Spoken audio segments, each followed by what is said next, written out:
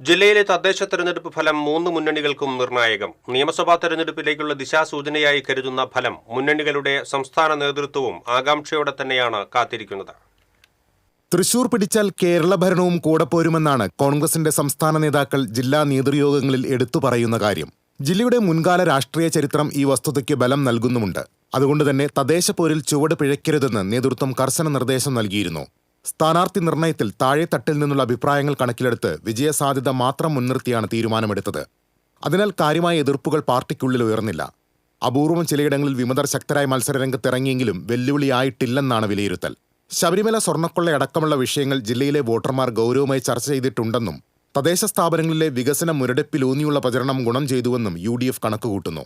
DCC പ്രസിഡന്റായി Joseph ടാജറ്റിനും ജില്ലയിൽ നിന്നും പുതിയതായി KPCC ഭാരവാഹികളായവർക്കും ഫലം നിർണായകമാണ്.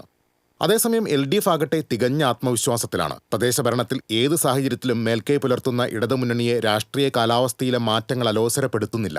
CPM സംഘടനാ സംവിധാനത്തിന്റെ കരുത്തിൽ തെരഞ്ഞെടുപ്പ് പ്രചരണ രംഗത്ത് പുലർത്തിയ മേൽക്കൈ ഫലത്തിലും കാണാമെന്ന് നേതൃത്വം പറയുന്നു. ശബരിമല സ്വർണ്ണക്കൊള്ളയിൽ സംസ്ഥാന സർക്കാർ സ്വീകരിച്ച ശക്തമായ നടപടികൾ ജനങ്ങളെ ബോധ്യപ്പെടുത്താനായെന്നും ഇടത് നേതൃത്വം പറയുന്നു. രാഹുൽ മാങ്കൂട്ടത്തിൽ വിഷയം സ്ത്രീ വോട്ടർമാരെ സ്വാധീനിച്ചിട്ടുണ്ടെന്നും വിലയിരുത്തലുണ്ട്.